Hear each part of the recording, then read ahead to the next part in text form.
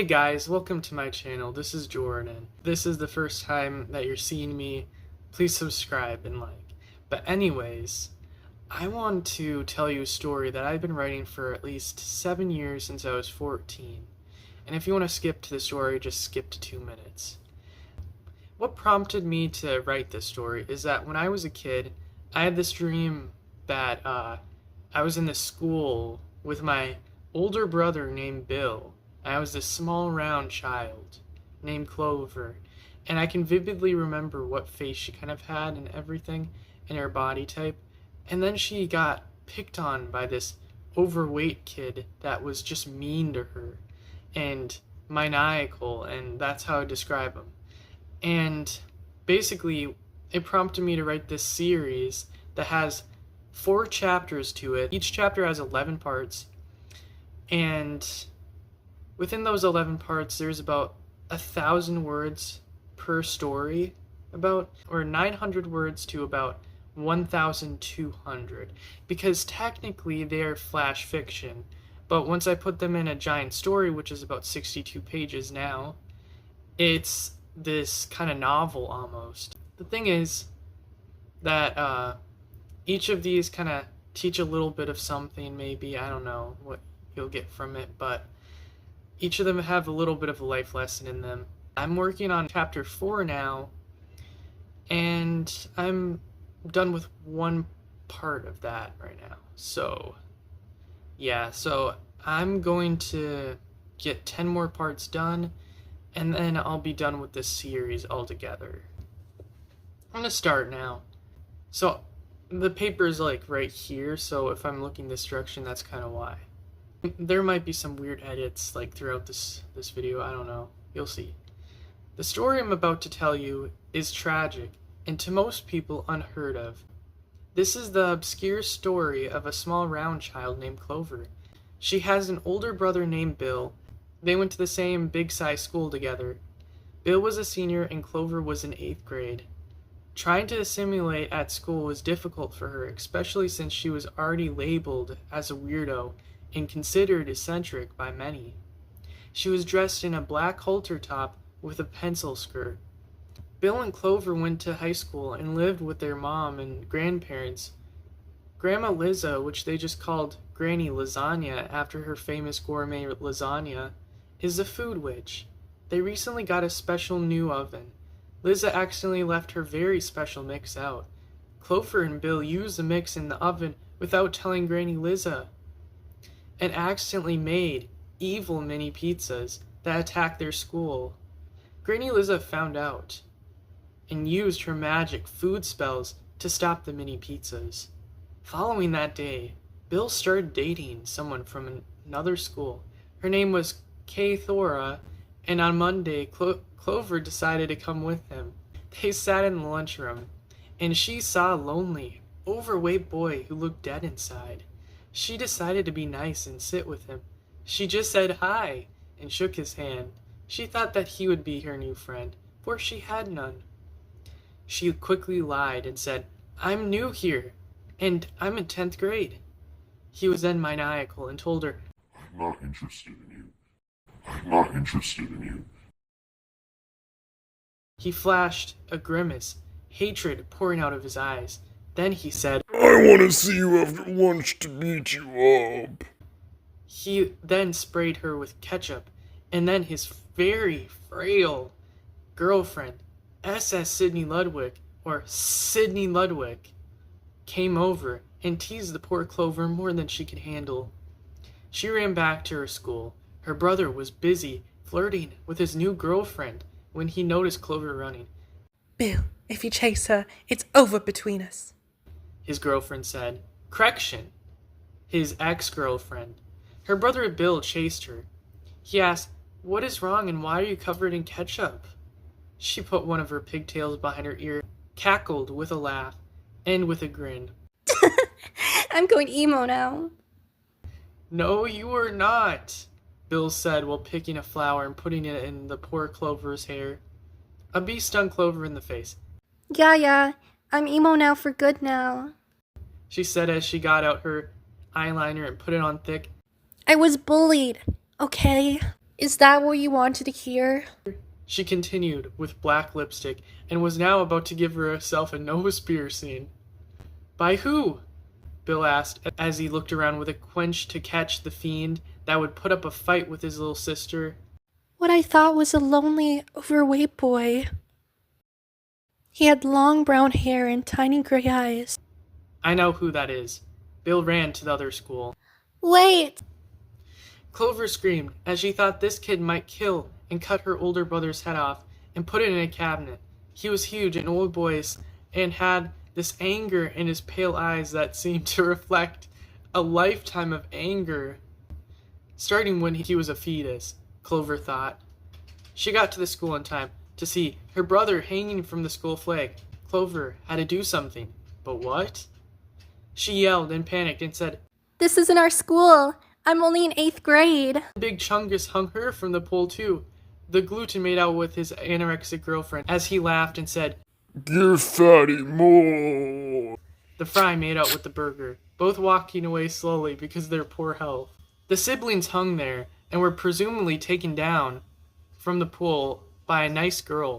I'm sorry that the kids here are so mean. I heard you two are from a different school. Is this true? Yeah, Bill said. Well then, I'm calling your parents. The siblings ran in panic and got home. When they got home, a creature was groping their grandma with a hand-like hand. Not again, Grandma. Clover said in a girl-like girl voice. I need help, my little gremlins. She said in a crusty voice. Maybe Grandpa will help you this time, Bill said. Me and Clover have to lie to the principal of her school. He can't. I think he's senile. But they were already gone. Well, so much help they are. As Granny Lizza was dragged to her doom. Then a mysterious man came through the wormhole and grabbed poor Granny Lizza, as the creature was now holding her upper left thigh. He threw some type of powdery herb at the monster and some on Granny Lizza by mistake. Don't worry, I'm only here to help, He said in a crust voice. A total stranger in a cloth and not much else is more help than my grandkids are. As she looked at the man up and down. I don't have anywhere to stay. Can I stay here for a while? The man asked.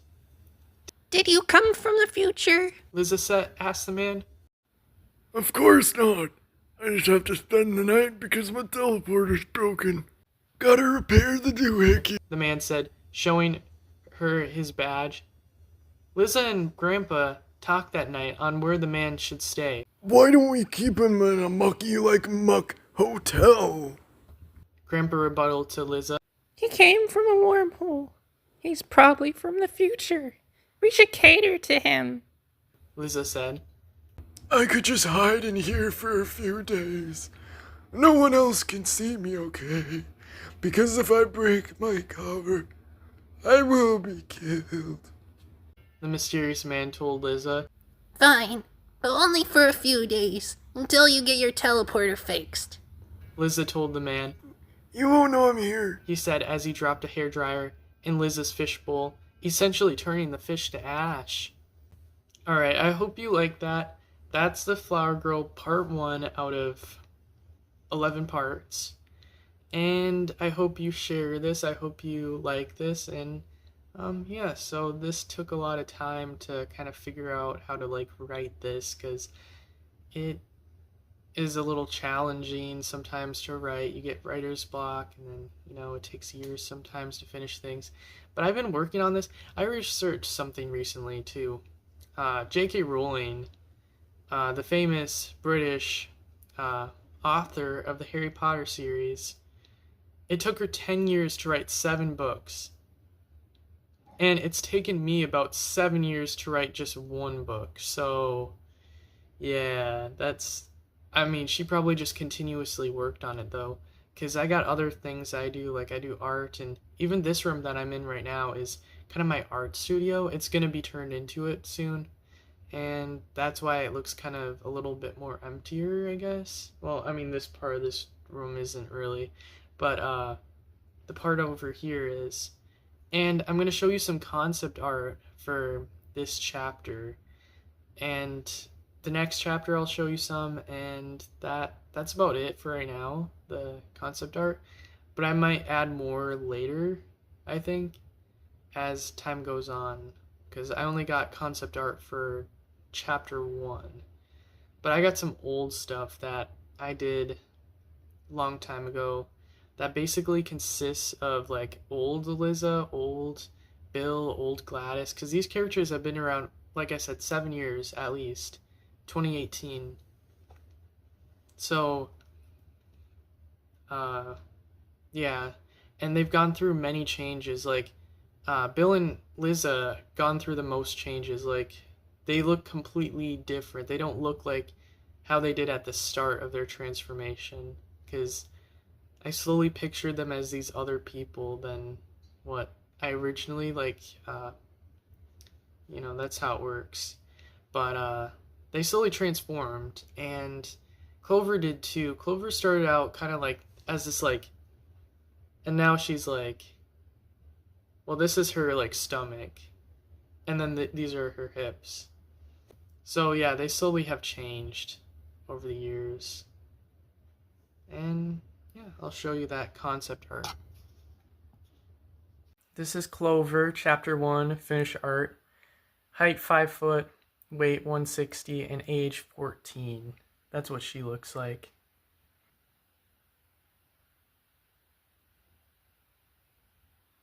Here's Bill, chapter 1, finish art. Height 6 foot, weight 140, and age 17. That's what he looks like.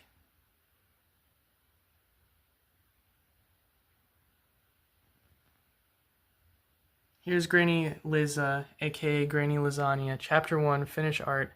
Height 4 foot 10 and 1/4, weight 120, and age 75.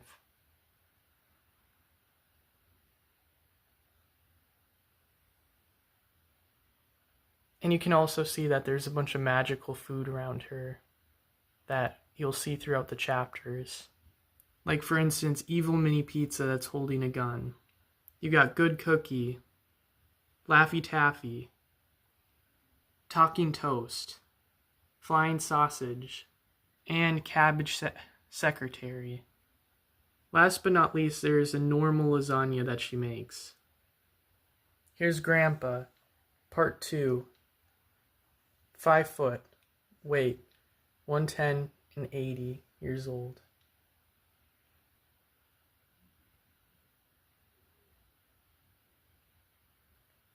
Alright, here's Big Chungus, 6 foot 2, 450 pounds, age 16, chapter 1.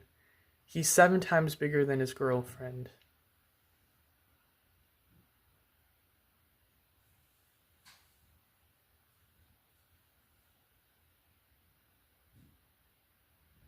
SS Sydney Ludwig, or Sydney Ludwig, height 5'6", weight 80, age 16, chapter 1.